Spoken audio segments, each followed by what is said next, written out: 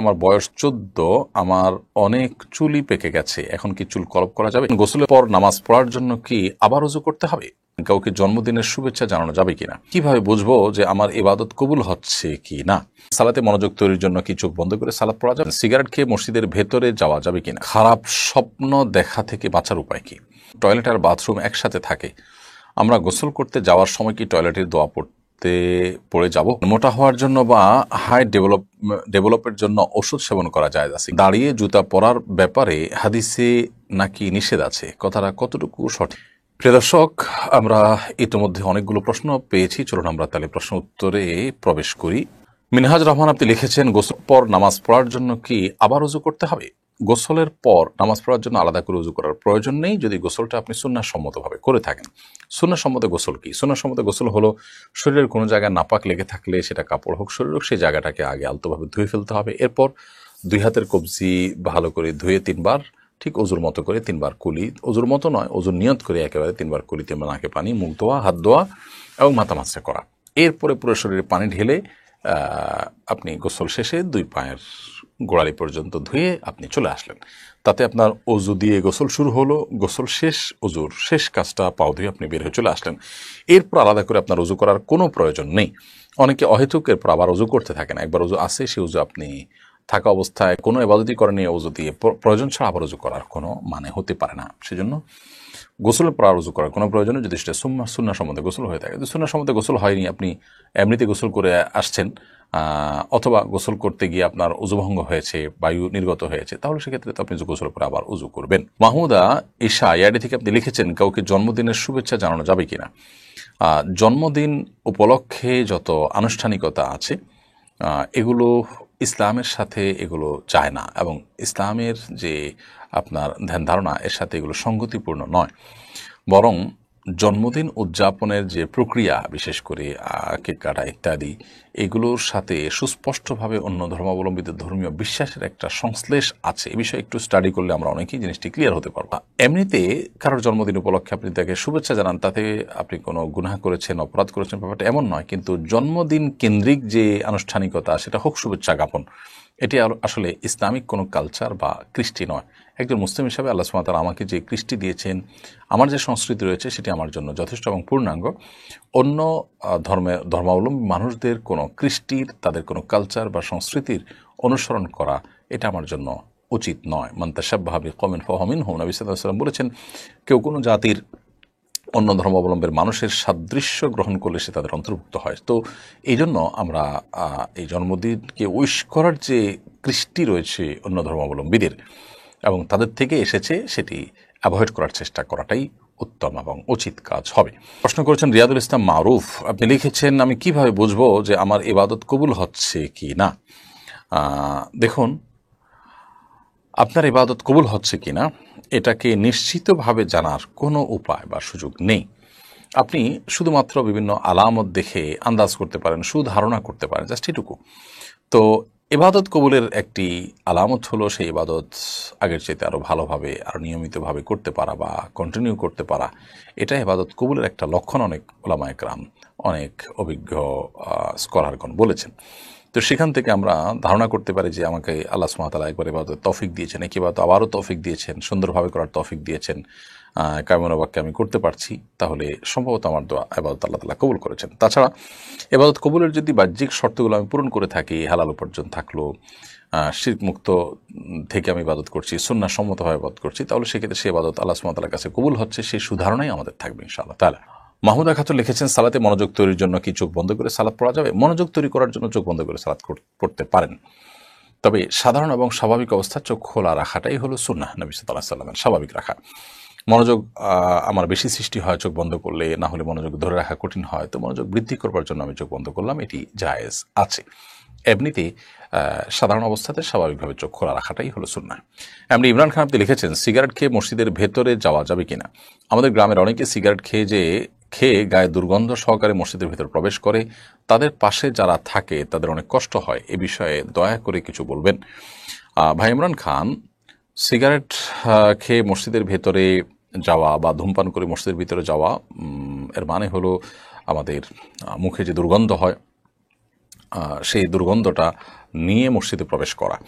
আর এতে মানুষজন যেমন কষ্ট পাবে, ঠিক একইভাবে মসজিদে ফেরেশতাদের অবস্থান থাকে, তারাও কষ্ট পান। নবী করিম সাল্লাল্লাহু আলাইহি ওয়াসাল্লাম বলেছেন, তাতাআদ্দাল মালাইকাতু বিমা ইয়াতাআদ্দা বিহি বানু আদম। আদম সন্তানরা যে সমস্ত বিষয়ের কারণে কষ্ট পায়, ফেরেশতারা একই বিষয়গুলোতে কষ্ট পান।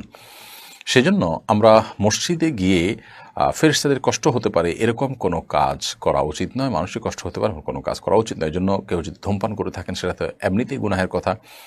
তারপর ধূমপান করে মসজিদে তিনি যেতে হবে, নামাজ তো পড়তেই হবে। সেক্ষেত্রে তাকে ওযু করে মুখ ধুয়ে পরিষ্কার করে কুলি করে ভালো করে মুখের দুর্গন্ধ দূর করে নিয়ে তারপরে মসজিদে প্রবেশ করা উচিত। যদি একান্ত দুর্গন্ধ দূর করতে নাও পারেন, তার চেষ্টা থাকতে হবে অন্তত যে আমি কুলটুলি করে দুর্গন্ধ দূর করব, এরপর তিনি মসজিদে প্রবেশ করবেন। মনজুর আহমেদ, আপনি লিখেছেন, খারাপ স্বপ্ন দেখা থেকে বাঁচার উপায় কি? অনেক সময় মানুষ দুঃস্বপ্ন বা যে স্বপ্ন দেখে মানুষ ভড়কে যায়, ভয় পেয়ে যায়, এগুলো অনেক সময় শারীরিক দুর্বলতার কারণে হয়, মানসিক অবসাদগ্রস্ত থাকার কারণে হয়। অতএব সেটি যেন না হয় সেটি খেয়াল করা দরকার। অনেক সময় নির্ঘুম থাকার কারণে অল্প ঘুমালে বা সামান্য ঘুমানোর সময় এই ধরনের পরিস্থিতি তৈরি হয়। এটারই নানা গবেষণা আছে, আপনি একটু খুঁজে দেখতে পারেন। আর এর বাইরে অর্থবহ স্বপ্ন যেগুলো মনে হচ্ছে যে ইঙ্গিতমূলক এবং সেটি দেখে আমি ভড়কে যাচ্ছি, তাহলে এরকম স্বপ্ন যেন না দেখি, তার জন্য আসলে বিশেষ কোনো উপায় আছে বলে আমার জানা নেই। তবে আপনি যেটি করতে পারেন, তাহলে এই ধরনের স্বপ্ন দেখার পর সুন্নাহ এর আলোকে বাম পাশে আপনার যে অবস্থায় থাকেন সে অবস্থায় আপনার হাতের বাম পাশে আপনি প্রতীকী থুথু ফেলবেন 3 বার, হালকা হালকা করে ঠোঁটের আগায় আপনি 3 বার থুথু করে আপনি প্রতীকী থুথু ফেলবেন। এর বাইরে আমানতু বিল্লাহি ওয়া রাসূলিহি পড়বেন এবং সম্ভব হলে সুযোগ থাকলে 2 রাকাত সালাত আদায় করবেন এবং সেই স্বপ্ন মানুষের কাছে বলে বেড়াবেন না। এগুলো হলো দুঃস্বপ্ন বা খারাপ স্বপ্ন দেখার পর করণীয়। পারভিন সুলতানা তাসনোভা এআইডি থেকে আপনি লিখেছেন, এখন টয়লেট আর বাথরুম একসাথে থাকে, আমরা গোসল করতে যাওয়ার সময় কি টয়লেটের দোয়া পড়ে যাব?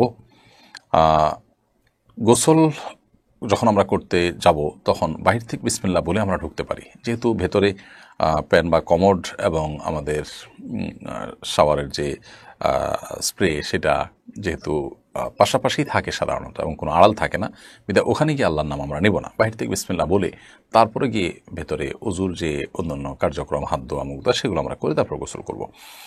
সেক্ষেত্রে ওযুর যে সুন্নাহ বিসমিল্লাহ পড়া সেটাও আদায় হয়ে যাবে, আবার টয়লেটের মধ্যে আল্লাহর নাম নেওয়া যে মাকরুহ সেটি থেকেও আমরা বেঁচে থাকতে পারবো। তাইবা ইসলাম, আপনি লিখেছেন, মোটা হওয়ার জন্য বা হাইট ডেভেলপের জন্য ওষুধ সেবন করা যায় আছে কিনা?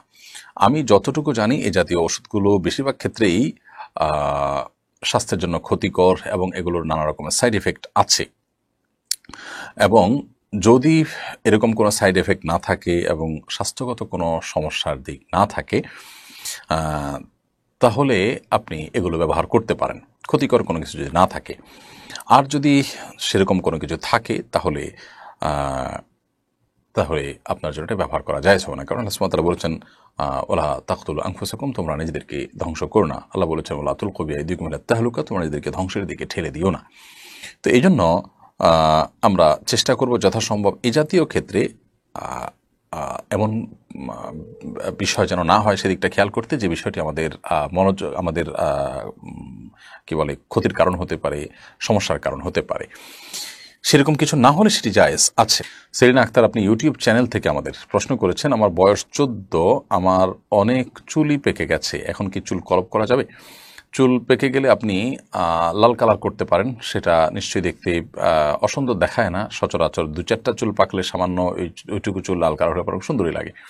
নবী করিম সাল্লাল্লাহু আলাইহি ওয়াসাল্লাম সাদা চুলকে অন্য কালারে পরিবর্তন করতে বলেছেন, তবে কালোকে পরিহার করতে বলেছেন। তিনি বলেছেন, ওয়াজান নবী সেওয়া, তোমরা কালার থেকে বেঁচে থাকবে। তো এই জন্য কালো কলব দিয়ে আপনি চুলের কালার পরিবর্তন করবেন না। সুমাইয়া মজুমদার, আপনি লিখেছেন, দাঁড়িয়ে জুতা পরার ব্যাপারে হাদিসে নাকি নিষেধ আছে, কথাটা কতটুকু সঠিক দয়া করে জানাবেন।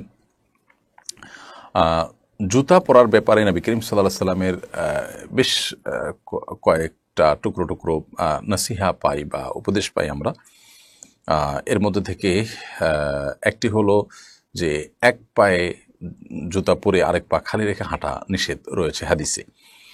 অতএব মসজিদ থেকে বের হলে বা বিভিন্ন সময় দেখা যায় যে জুতার একটা এক মাথা আরেকটা আরেক মাথায়, তো প্রয়োজনে আমরা হাত দিয়ে নিয়ে যাব, দুটো একসাথে পরবো, কিন্তু শুধু এক পায়ে জুতা পরে আরেক পা খালি রেখে হাঁটবো না। আরেকটি নির্দেশনা আছে নবী সাল্লাল্লাহু আলাইহি ওয়াসাল্লাম, সেটা হলো যে খালি পায়ে হাঁটা, মাঝে মধ্যে খালি পায়ে হাঁটা কিন্তু সুন্নাহ, সেজন্য আমরা খালি পায়ে হাঁটতে পারি। আজকাল অবশ্য ডাক্তাররা আমাদেরকে পরামর্শ দিয়ে থাকেন মাঝে মধ্যে খালি পায়ে হাঁটার জন্য। নবী সাল্লাল্লাহু আলাইহি ওয়াসাল্লামের সুন্নাহ এটি, এবং এটি আমাদের স্বাস্থ্যগত উপকারও যেমন বয়ে আনে, ঠিক তেমনিভাবে আমরা সুন্নাহ আদায়ের নিয়তে যখন করব, নবী আলাইহিস সালামের অনুসরণের নিয়তে যখন করব, তখন এর মাধ্যমে আমরা সওয়াব লাভ করব। অতএব আমরা চেষ্টা করব ইনশাআল্লাহ বিইذনিল্লাহ এই সুন্নাহটাকেও জিন্দা করার। কিন্তু এর বাইরে আপনি যেটি লিখেছেন যে দাঁড়িয়ে জুতা পরার পরে নিষেধাজ্ঞা আছে, আমার জানা নেই যে এরকম কোনো হাদিস আছে দাঁড়িয়ে জুতা পরা নিষেধ। আমরা দাঁড়িয়েই সাধারণত জুতা পরি, এবং নবী করিম সাল্লাল্লাহু আলাইহি ওয়াসাল্লাম জুতা পরার জন্য বসেছেন, বসে বসে জুতা পরতেন, এরকম কোনো কথা আমার জানা নেই। অতএব জুতা পরার ব্যাপারে আমরা দুটি সুন্নাহ পেলাম। আরেকটি গুরুত্বপূর্ণ সুন্নাহ হলো যে কোনো ক্ষেত্রে আল্লাহ তাআলা ডানকে পছন্দ করেন। ইন্নাল্লাহা ইউহিব্বুত তায়াম্মুন ফি কুল্লি শাইইন হাত্তা তানাউলা ওয়া তারাজ্জুল। সব বিষয় আল্লাহ সুবহানাহু ওয়া তাআলা ডানকে পছন্দ করেন, সেজন্য একজন ইমানদার জুতা পরার ক্ষেত্রেও ডান পা আগে পড়বে, বাম পাও পরে পরিধান করবে। এটি জুতা পরার সুন্নাহ আমরা বলতে পারি।